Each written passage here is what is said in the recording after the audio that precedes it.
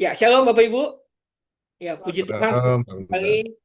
sudah lama tidak bertemu dengan PDPK, Persekutuan Doa Profesional Kebayoran. Nah, berbicara kata profesional Bapak Ibu, pasti dalam pekerjaan, dalam bisnis, semua yang hadir tempat ini pernah mengalami banyak tekanan karena harus ambil keputusan yang menuntut kecepatan kita untuk ambil suatu keputusan. Hasil yang harus terbaik, dan ada banyak hal-hal yang kita alami dan jalani. Dan dari semua itu kadang banyak kali tanpa sadar kita lebih mengandalkan diri sendiri atau orang lain. Kita lebih mengandalkan diri sendiri atau orang lain, dan kita jarang bersandar pada Tuhan. Tema yang menarik, Tuhan atau saya. Mungkin selama ini kita berdoa, tetapi dalam hati kita masih ingin ngatur Tuhan, bagaimana cara Tuhan menjawab. Mungkin kita kecewa karena doa kita tidak dijawab sesuai dengan rencana kita. Mungkin kita mulai lelah menunggu, dan kita mulai berpikir, "Eh, mungkin Tuhan tidak peduli."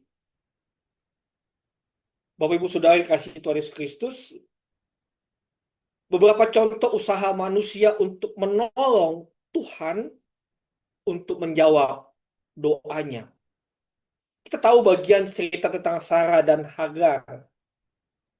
Rencana Sarah menolong Tuhan menepati rencananya untuk menjadikan keturunan Abraham menjadi bangsa yang besar dengan menyerahkan Hagar kepada Abraham.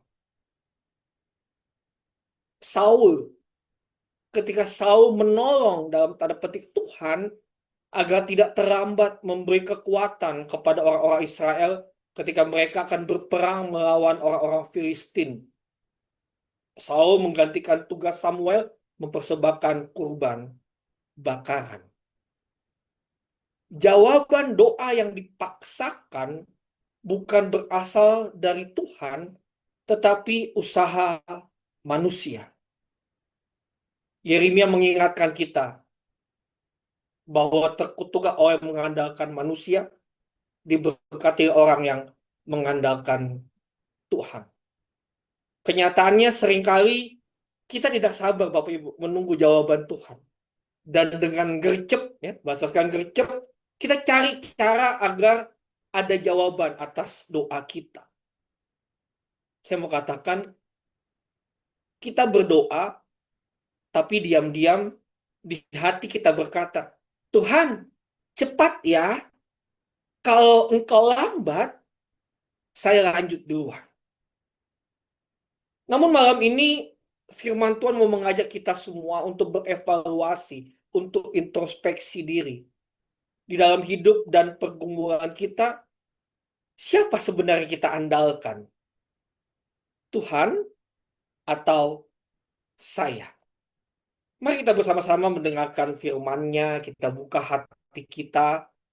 Ada dua ayat yang dikasih ke saya yang akan jadi dasar atau fondasi renungan di malam hari ini. Pertama, Yeremia 17 ayat 5. Saya bacakan untuk kita. Beginilah firman Tuhan.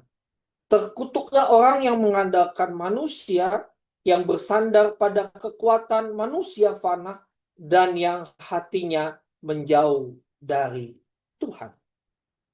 Ayat berikut dari Perjanjian Baru, 1 Yohanes 5 ayat 14.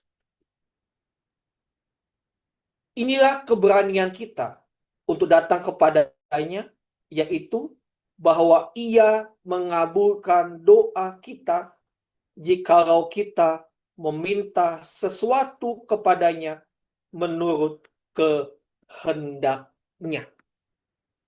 Dari dua bagian Alkitab firman Tuhan malam hari ini, saya bagi dalam dua pokok utama. Pokok yang pertama, Dua pilihan, kepastian firman atau kegagalan manusiawi. Pembacaan kita yang pertama Yeremia 17 ayat 5. Nabi Yeremia sampaikan firman dengan keras, Bapak Ibu, dengan gamblang. Terkutuklah orang yang mengandalkan manusia. Kata terkutuk di sini bukanlah sebuah kutukan emosional, melainkan sebuah pernyataan fakta tentang konsekuensi logis dari yang namanya suatu pilihan. Siapa yang mengandalkan manusia, termasuk mengandalkan diri sendiri, mengandalkan kekuatannya sendiri, pada akhirnya akan menemui kekecewaan, akan menemui kegagalan. Kenapa? Karena hati orang itu secara praktis telah jauh dari Tuhan, telah menjauh dari Tuhan. Kepercayaannya telah dialihkan dari Sang Pencipta kepada ciptaan. Gambaran yang diberikan ayat selanjutnya sangat jelas, Bapak Ibu. Ia akan seperti semak gurus di padang gurun. Bahasa anak muda apa? Hidup segan, mati nggak mau. Dia terisolir dan nggak menghasilkan apa-apa. Tidak produktif orang yang mengandalkan manusia. Sebaliknya dalam bacaan kita yang kedua, 1 Yohanes 5 ayat 14. Ini menawarkan sebuah keberanian percaya, sebuah confidence yang luar biasa. Keberanian ini bukan berasal dari sekedar positive thinking atau berpikir positif, tetapi dari sebuah objek keyakinan. Apa objek keyakinan? Tuhan sendiri. Janji ini punya parameter yang ilahi, Bapak Ibu. Ada tulisan di sana, menurut kehendaknya di bagian akhir bacaan kita. Ini adalah jaminan seorang Bapa yang baik, yang tahu apa yang kita perlukan sebelum kita memintanya. Ketika kita meminta menurut kehendak Tuhan, kita sedang menyelaraskan keinginan kita dengan rencana Tuhan yang sempurna. Coba kita selaraskan. Sehingga saya mau katakan, kita percaya kepada Allah yang berdaulat, yang mengetahui akhir dari sejak awal, dia udah tahu karena dia Allah yang berdaulat. Rencana Tuhan tidak pernah gagal. Mengandalkan diri sendiri adalah bentuk penolakan halus terhadap kedaulatan Tuhan. Iman sejati bukan hanya percaya bahwa Tuhan ada, tapi bahwa Tuhan tahu yang terbaik. Kalau kita lebih percaya pada kemampuan kita daripada kehendak Tuhan, saya mau katakan bahwa sesungguhnya kita sedang ngomong sama Tuhan. Tuhan gak cukup bisa untuk dipercaya. Padahal ketika kita ingin hasil cepat, Tuhan sedang menyiapkan hasil yang sempurna. Tuhan sedang berproses menyiapkan hasil yang sempurna. Ilustrasi sederhana, ada seorang anak kecil di sebuah toko mainan. Ia memohon dengan sangat kepada papanya, kepada ayahnya. Pak, itu aku mau pistol mainan yang besar dan pistol itu berbahaya. Sang ayah tahu pistol itu bisa melukai mata anaknya atau mungkin kakaknya atau adiknya. Dan dengan tegas berkata, tidak. Anak itu pasti menangis. Anak itu marah dan merasa ayahnya jahat. Tapi sang ayah beberapa hari kemudian pulang membawakan seperangkat Lego yang edukatif, seperangkat Lego yang menyenangkan. Pada awalnya si anak kecewa. Tetapi akhirnya ia menemukan Lego itu jauh lebih menyenangkan dan bermanfaat.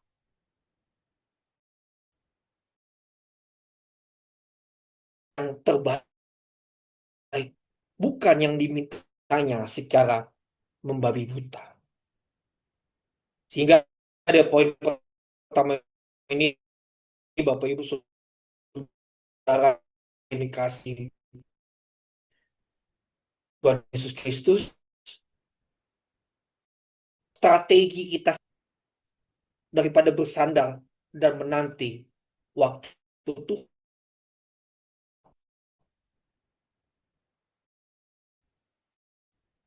Pertahanan efektif yang kedua, ketika masih dengan pembelaan diri, kita andalkan kekuatan kita, kita andalkan posisi kita, atau kita berdoa, meminta hikmat menurut kehendaknya. Dan apakah kita tergoda untuk mengandalkan jalan pintas untuk mencapai target daripada tetap berpegang pada prinsip kebenaran dan mempercayai Tuhan?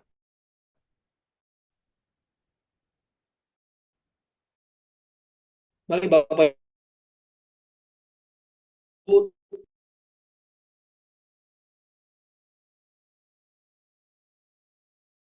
3 pertanyaan efektif dari poin pertama ini, kita evaluasi kecemasan dari poin yang kedua. 2 respon: memprotes atau menikmati proses. Dalam baca kita yang kedua disiapkan doa kita. Janji yang indah ini seringkali disikapi dengan tidak sabar. Kita ingin jawaban itu datang sekarang juga, sesuai dengan jadwal kita. Namun saya mau katakan Bapak Ibu, jarak antara kita meminta dan Tuhan mengabulkan, sebenarnya itu adalah jarak ini, tempat di mana iman kita sedang ditempa, iman kita sedang diproses.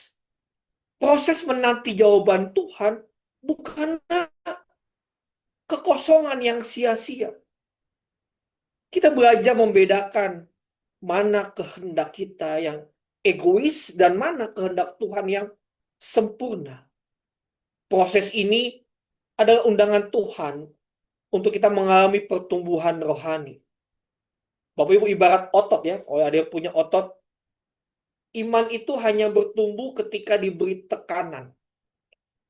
Ketika kita tidak langsung mendapatkan jawaban ya, sebenarnya iman kita dilatih untuk percaya bukan pada hasil, tapi pada pribadi di balik semua hasil itu. Siapa dia? Tuhan yang kita sembah, yang kita percaya, Yesus Kristus sendiri. Jadi saya mau katakan di poin 2 ini, pengudusan adalah proses seumur hidup, di mana kita semakin ditransformasi menjadi serupa dengan doa. Ada alat pengudusan yang ampuh. Di dalamnya kita belajar kesabaran yang adalah bagian dari buah-buah roh, ketekunan, dan penyerahan diri. Ilustrasi sederhana, ketika kita lihat atlet maraton itu tidak bisa lari langsung 42 km ya, yang terjauh itu 42 km. Ia mulai dengan lari 5 kilo dulu, lanjut 10 kilo, terus seterusnya bertahap. Setiap latihan yang melelahkan, setiap napas yang tersengal, setiap otot yang pegal, itu bukan hukuman Bapak Ibu. Itu adalah proses yang harus dijalani oleh sang atlet, oleh sang yang mau ikut maraton ini. Untuk apa? Dia bisa menguatkan jantung, dia menguatkan ototnya, kaki semua, dan yang tentu menguatkan mentalnya. Jika atlet ini protes dan menolak proses latihan, ia tidak akan pernah sampai di garis finish. Justru dalam proses latihan itulah ia berubah dari seorang amatir menjadi seorang pelari sejati. Demikian juga kita semua. Latihan menanti Tuhan menguatkan otot rohani kita. Pertanyaannya untuk kita semua, latihan rohani yang paling sering kita lakukan apa sih Bapak Ibu? Paling kan hanya ibadah minggu pagi, atau ini ibadah setiap Kamis jam 7 malam. Itu pun paling 2 jam. Kita mungkin latihan hanya 1 kali seminggu atau 2 kali, cuman 4 jam. Atau bagaimana ibadahnya hanya di Paskah atau ibadah Natal ya. Sudah ada banyak pakai ornamen-ornamen Natal sekarang. Makanya ada istilah apa? Napas, Kristen napas, Natal dan Paskah. Kelihatan hanya pas Natal, hanya pas Paskah saja. Tapi saya yakin anggota PDPK bukan anggota Kristen napas ya. Anggota yang luar biasa terus bertumbuh, terus beribadah, terus latihan rohani. Nah, saya mau sampaikan Bapak Ibu, latihan rohani itu bermanfaat dalam segala hal. Oleh karena itu, kita perlu melatih iman kita. Kita perlu membangun spiritualitas kita. Apa yang harus kita lakukan? Pertama, saya bagi tentang latihan rohani. Tekun membaca dan mendalami firman Allah. Memperkuat iman dan menjaga hidup di jalan yang benar. Saya mau katakan Bapak Ibu, firman itu seperti cermin. Ya, di belakang saya ada cermin ini, di cermin di lemari. Makin kita bercermin, kita makin merasa baik. Kalau kita bercermin, khususnya ibu-ibu ya, lagi ngaca gini, kok alisnya miring ya? Kok alisnya bengkok? Dibenerin. Terus bibirnya pucat, dikasih lipstick supaya dia merah merona. Bercermin itu buat kita makin baik, Bapak. Coba tadi ketika PDPK sebelum mulai, siapa yang bercermin sebelum di-on-kan videonya, sebelum join, siapa yang bercermin? Terus tiba-tiba lihat, maaf, ada kotoran hidung. Terus kita bilang, "Ah, udahlah, nggak apa-apa lah. Ini pemanis kok, ini baik aja, biarin aja, nggak masalah." Ada nggak kira-kira baby seperti itu? Ya, pasti nggak ada. Karena bercerminlah, kita bisa memperbaiki tidak baik. Tadi ada upil, maaf, nggak enak nih, kita ambil. Nah, itulah firman. Firman yang akan membuat kita tahu ini loh kebenaran Tuhan. Memperbaiki hal-hal yang tidak baik dari diri kita. Itulah gunanya baca firman, baca Alkitab setiap hari. Supaya kita tahu, oh, saya nggak boleh begini. Hari ini saya harus begini. Di kantor, saya harus begini. Ya. Mengoreksi kita firman itu. Nah, kalau kita sudah mulai tekun baca firman, kita menemukan hal-hal yang perlu diperbaiki. Saya mau katakan, itulah awal dari yang namanya pertobatan. Sehingga kita bisa masuk ke tahap berikutnya. Pertobatan dalam perkataan. Orang-orang yang terpelajar, orang-orang yang percaya pada Tuhan harus bijak dalam ucapannya. Kalimat-kalimat yang keluar dari mulutnya itu harus lewat proses berpikir, baru ngomong. Jangan asal bicara. Ingat ya Bapak Ibu, Tuhan itu ciptakan 2 mata, 2 telinga, dan 1 mulut. Kalau dianalogikan, maksudnya itu baik. Supaya apa? Kita lihatnya 2 kali, kita dengarnya 2 kali, ngomongnya 1 kali. Lihat terus, lihat ulang-ulang. Kita dengar dulu ulang-ulang. Nah, baru kita ngomong 1 kali. Kenapa saya tekankan ini Bapak Ibu? Karena banyak orang yang mulutnya ada 7. Lihatnya 1 kali, dengarnya cuma sebentar, tapi wah ngomongnya luar biasa. Coba ada nggak Pak anggota PDPK yang mulutnya 7? Nggak ada ya? Mulutnya, mulutnya 1 semua. Semoga juga tadi nggak suka, wah semua diomongin ya. Itu bukan murid Kristus yang baik. Nah, ada sebuah cerita. Anak SD baru dapat mata pelajaran bahasa Inggris sekolah. Karena itu hari pertama mereka dapat bahasa Inggris, jadi aduh, saya takut nih. Mereka grogi. Masuklah guru ke dalam kelas. Guru bertanya, "What is your name?" Semua anak-anaknya diam. Nggak ada yang berani angkat tangan. Ditanya lagi, "What is your name?" Wah, tiba-tiba ada 1 anak, dia angkat tangan. Teman-temannya lihat, wih, hebat nih. Wah, dia pintar nih, bisa jawab. Ditanya lagi, sama gurunya. Anak yang angkat tangan ini. What is your name? Dijawab dengan polos. Name saya 26. Anak-anak Gen Z zaman sekarang nggak tahu ya name-nya. Kalau saya masih merasakan name. Nilai Eptanas murni. Ya, itu name. Ya. Jadi mau tanya Bapak Ibu masih ingat name-nya berapa dulu? Saya name-nya berapa ya?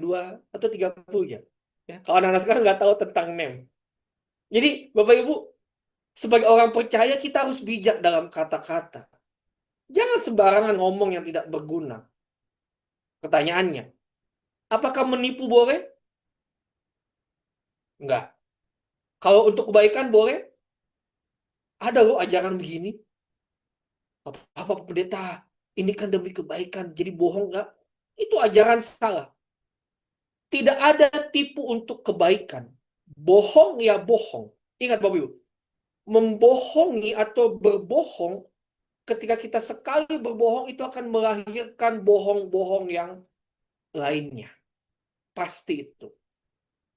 Ada anak satu baru belajar dia bicara, baru belajar ngomong. Setiap dia mau buang air kecil, dia hanya mau papanya untuk temani dia buang air kecil. Papanya seorang kepala desa. Jadi ketika ada pertemuan dengan masyarakat, anak ini suka tiba-tiba minta ditemani kencing. Makanya papanya ngomong, kan gak enak ya, kepala desa di depan orang banyak tiba-tiba, maka diajarin. Nah, mulai sekarang, kalau kamu mau kencing, kamu bilang mau menyanyi ya. Kata anaknya, oke pasif. Suatu hari orang tuanya dinas keluar kota, kepala desa ini. Tinggallah anak ini sama omnya. Suatu malam, anak ini ngomong sama omnya, Om, Ade mau menyanyi. Udahlah adek, jangan nyanyi, ini sudah malam. Nanti berisik tetangga marah. Om, Ade udah gak tahan lagi, Ade mau nyanyi. Karena omnya ini sangat sayang sama ponakannya, akhirnya dia ngomong, ya sudah dek, Ade nyanyi pelan-pelan ya, di telinga om saja nyanyinya. Akhirnya apa yang terjadi Bapak Ibu? Apa yang diajarkan oleh papanya anak ini? Dia menyanyi di telinga omnya. Pertanyaannya, dari cerita ini siapa yang salah? Papanya. Karena dia tipu, dia bohongi anaknya. Jadi kalau mau buang air kecil, katakan buang air kecil. Kalau menyanyi, katakan menyanyi. Nah, kalau kita sudah masuk di poin kedua ini, pertobatan dalam perkataan, kita bisa lanjut ke pertobatan yang berikutnya. Pertobatan dalam tingkah laku. Tindakan lebih bagus daripada kata-kata. Kata-kata mungkin bagus, tapi belum tentu tingkah laku sama bagusnya dengan kata-kata. Ada sarjana komputer, teorinya bagus, tapi hidupin komputernya nggak bisa. Ada yang sekolah kebidanan, teorinya bagus, tapi bidan ketika selesai, dia nggak bisa bantu untuk ibu yang sedang hamil melahirkan. Ya. Tingkah laku. Kalau kata-kata bagus, tindakan bagus, kita naik tingkat lagi. Kita hidup dalam kasih. Semua tindakan yang kelihatan baik belum tentu dilandaskan oleh kasih. Namun tindakan yang dilandaskan oleh kasih, hasilnya pasti selalu baik. Coba Bapak Ibu bayangkan, kalau Bapak Ibu pergi ke sebuah bank, bangunan besar, kita buka pintu, udah disambut. Selamat siang, ada yang bisa kami bantu. Tindakannya baik. Pertanyaannya, sih Bapak Ibu, belum tentu. Dia hanya sedang menjalankan SOP pekerjaannya saja. Tapi adakah di tempat ini, dalam persekutuan PDPK ini, adakah ibu-ibu yang tiap pagi ketika suaminya bangun terus bilang, selamat pagi Papa, ada yang bisa saya bantu? Ada Bapak Ibu, ada ibu-ibu? Nggak ada ya. Tapi kan ibu-ibu mengasihi suaminya. Walaupun tidak ada tindakan itu. Jadi seharusnya yang hanya kelihatan baik, harus didasarkan pada kasih. Saya mau katakan Bapak Ibu, pengertian sederhana tentang kasih. Kasih adalah kebaikan. Dia tidak terpatahkan oleh apapun. Kasih tidak akan berubah menjadi kebencian. Coba kita ucapkan bersama-sama Yohanes 3 ayat 16. 3, 2, 1. Karena begitu besar kasih Allah akan dunia ini, sehingga ia telah mengaruniakan anaknya tunggal. Supaya setiap orang yang percaya padanya tidak binasa, melainkan beroleh hidup yang kekal. Apakah dunia mengasihi Allah? Tidak. Apakah karena dunia tidak mengasihi Allah, Allah berhenti mengasihi dunia? Tidak. Apakah Allah balik membenci dunia? Tidak. Kasih tidak terpatahkan oleh apapun. Kasih tidak berubah menjadi kebencian. Jadi jangan pernah ada orang bilang begini, saya sangat hormat sama orang itu. Tapi waktu orang itu lakukan kesalahan, saya nggak akan mau lagi hormat dan mengasihi dia. Jangan Bapak Ibu. Kasih tidak terpatahkan dan tidak akan pernah berubah jadi kebencian. Udah bagus nih sekarang. Kasihnya sudah bagus. Naik tingkat lagi. Jadilah setia. Kesetiaan itu proses yang terus-menerus yang tidak pernah berhenti. Ada orang yang mengasihi, tapi belum tentu dia setia. Kesetiaan itu proses terus-menerus. Tidak ada orang yang bilang begini, saya ini dulu orang yang paling setia, tetapi sekarang tidak. Itu bukan setia. Setia itu proses yang tidak pernah berhenti. Ada satu ibu protes sama suaminya. Papa berubah. Kaget istrinya. Hah? Kenapa sih, Ma? Papa berubah apa? Iya, dulu sebelum nikah, Papa sering ngajak Mama makan di tempat yang enak. Selalu jalan-jalan, sering kasih bunga. Kalau jalan, Papa selalu gandeng tangan Mama. Pas sudah nikah, sudah nggak pernah lagi. Suami ngomong ke istrinya, Mama, coba Mama pikir, nelayan mana ketika sudah dapat ikan, dia masih buang umpan. Wah, langsung teng istrinya. Oh, jadi Papa pikir Mama ini ikan. Akhirnya istri masuk ke kamar, tutup pintu dan kunci dari dalam kamar. Suami tidur di luar. Ngomonglah suami di luar. Mama, masa Papa tidur di luar? Sang istri jawab dari dalam kamar. Papa, coba sekarang gantian Papa yang pikir.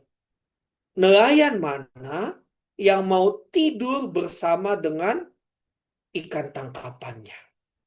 Coba Bapak Ibu yang sudah menikah, coba cek nelayannya. Nelayannya itu sudah berubah atau masih ada? Masih tetap seperti yang dulu. Saya berkatakan, setia itu proses yang tidak berhenti. Mari Bapak Ibu, kalau sudah baik sejak awal, harus terus lakukan. Jangan pernah berhenti. Untuk 5 hal tadi itu, untuk semua pertobatan tadi, kata-kata yang bagus, tindakan yang bagus, kasih, dilakukan dengan setia. Semua dilakukan dengan setia. 1 sampai 4, poin 5, dilakukan dengan setia. Bukan kadang-kadang. Rasul Paulus dalam 1 Timotius 4 ayat 8 katakan latihan jasmani terbatas gunanya, Bapak Ibu. Ayat 8 ini menarik. Kata terbatas gunanya itu dalam NIV, New International Version, of some value. Ya.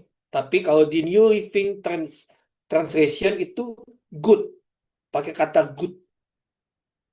Dalam terjemahan yang lebih tepat, Paulus sesungguhnya berkata dari kata garis merah ini, Latihan jasmani itu punya manfaat, punya hal yang baik. Oleh karena itu, kita harus menjaga tubuh kita. Kita harus menjaga kesehatan kita. Namun lebih dari itu sesungguhnya ada hal lebih penting dari menjaga kesehatan tubuh kita. Apa itu? Membangun spiritualitas kita. Coba Bapak bayangkan, apa yang akan terjadi pada tubuh fisik kita jika kita nggak bisa bergerak atau nggak pernah bergerak kecuali 1 jam setiap minggu. Terdiam, kalau udah 1 minggu kita baru jangan bergerak. Bagaimana jika kita tidak bergerak kecuali 2 jam kita bergerak seminggu? Apa yang akan terjadi pada tubuh kita? Kita akan menghancurkan tubuh kita. Latihan rohani adalah tentang praktek. Saya tidak bisa mengharap menjadi pemain basket yang baik jika saya hanya melakukan sekali setahun. Saya nggak bisa berharap menjadi nelayan yang baik kalau saya hanya mancing sekali dalam hidup saya. Tidak seorang pun pandai dalam sesuatu saat pertama kali melakukannya. Tidak seorang pun pandai dalam sesuatu jika mereka lakukannya hanya sesekali.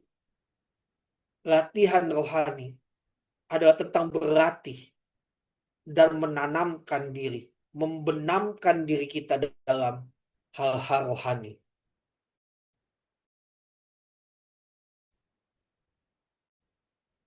Tahun lalu mungkin kita berefleksi, saya bolong-bolong ibadah minggu Tuhan.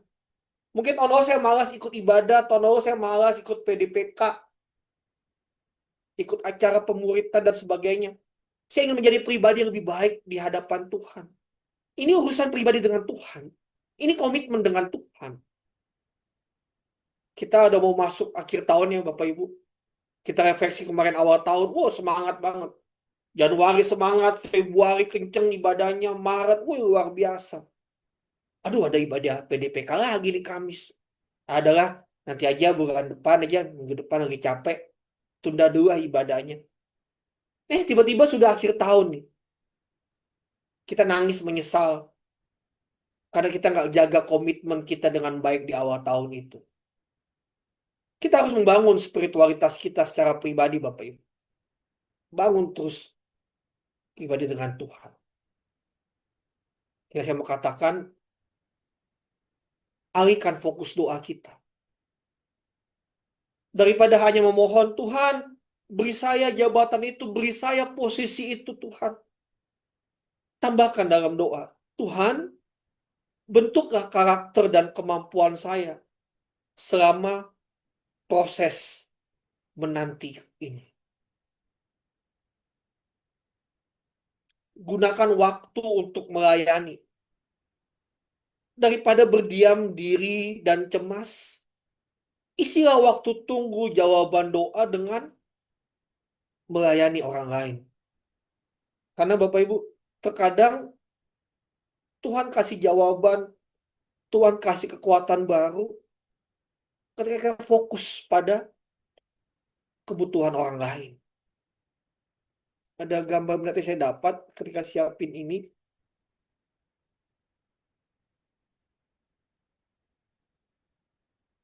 Egois akan menghalangi doa-doa kita. Tetapi berfokus kepada orang lain adalah kunci doa yang berhasil. Doa kita berhasil, kita jangan egois.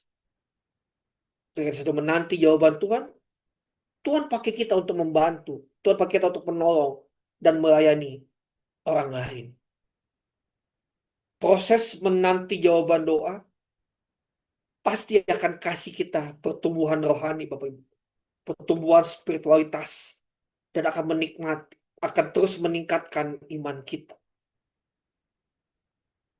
PDPK yang dikasih Tuhan Yesus Kristus sebagai umat tebusannya, mari malam ini kita buat komitmen. Pertama,